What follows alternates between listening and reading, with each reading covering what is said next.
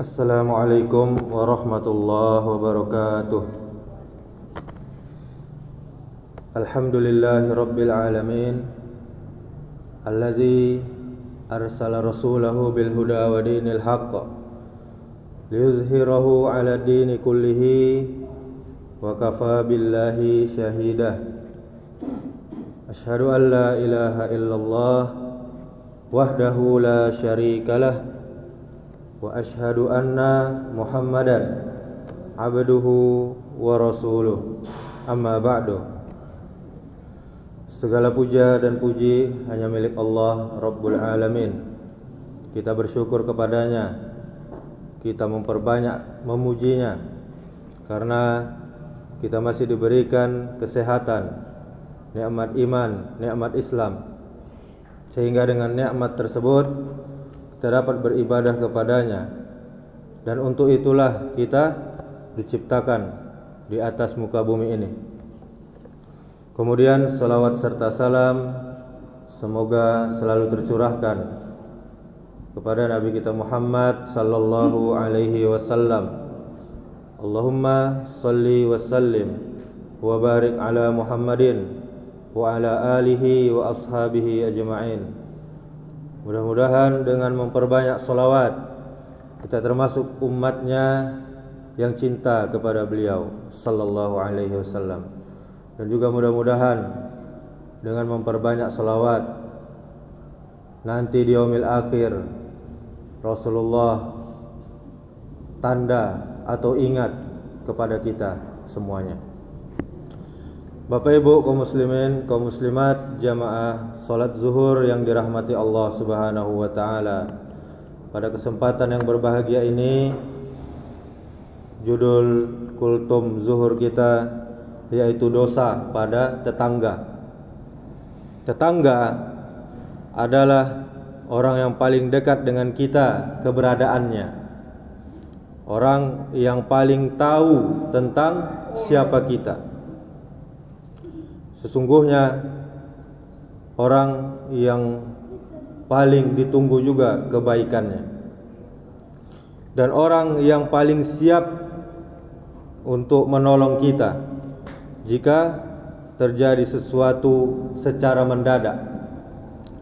Sehingga sampai-sampai Rasulullah sallallahu alaihi wasallam berpesan kepada kita semua di banyak hadis. Di antaranya adalah man kana yu'minu billahi wal yaumil akhir falyukrim jarahu. Barang siapa yang beriman kepada Allah dan hari akhir, maka hendaklah dia memuliakan tetangganya. Hadis riwayat Bukhari dan Muslim. Sementara itu, dalam riwayat yang lain dikatakan dari Abu Shuraih radhiyallahu anhu bahwasanya Nabi sallallahu alaihi wasallam bersabda, demi Allah tidak beriman, demi Allah tidak beriman, demi Allah tidak beriman. Ditanyakan kepada beliau, siapa yang tidak beriman wahai Rasulullah sallallahu alaihi wasallam? Kemudian Rasul menjawab, orang yang tetangganya tidak aman dari gangguannya. Hadis riwayat Bukhari. Sebagai kehati-hatian kita Bapak Ibu Saudaraku yang dirahmati Allah Subhanahu wa taala, di dalam bertetangga ada baiknya kita mengetahui perbedaan berbuat dosa pada tetangga dan selain tetangga. Rasulullah pernah menyatakan dalam sebuah hadis riwayat dari sahabat Miqdad bin Aswa radhiyallahu anhu. Rasulullah pernah berdialog dengan sahabatnya, apa zina menurut kalian? Zina perbuatan yang dilarang Allah dan Rasulnya, sebuah perbuatan yang haram sampai hari kiamat datang. Jawab para sahabat. Kemudian, zina seseorang dengan 10 perempuan itu lebih ringan beban dosanya daripada dia berzina dengan istri tetangganya? Jawab Rasulullah sallallahu alaihi wasallam. Lalu apa arti pencurian menurut kalian? Pencurian itu adalah perbuatan yang dilarang Allah dan Rasulnya, sebuah perbuatan yang haram. Jawab para sahabat, sungguh pencurian seseorang pada 10 rumah masih lebih ringan beban dosanya daripada dia mencuri di rumah tetangganya. Jawab Rasulullah sallallahu alaihi wasallam. Ini hadis riwayat Ahmad dan At-Tabrani.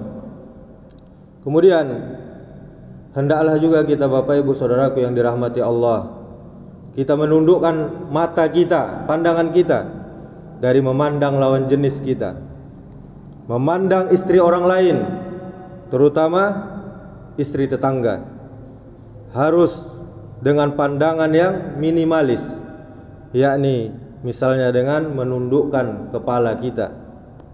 Sebab tadi satu hadis yang kita bacakan ada menyinggung tentang istri tetangga, dan ini hadis yang lainnya dari Abdullah bin Mas'ud menceritakan dalam suatu riwayat bahwa aku bertanya kepada Rasulullah sallallahu alaihi wasallam, dosa apa yang paling besar di sisi Allah? Kemudian Rasulullah sallallahu alaihi wasallam menjawab, menyekutukan Allah. Padahal Allah adalah yang menciptakan kamu.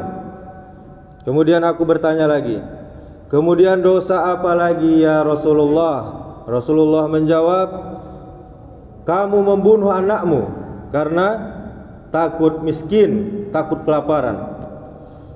Kemudian aku bertanya lagi, kemudian dosa apa lagi ya Rasulullah?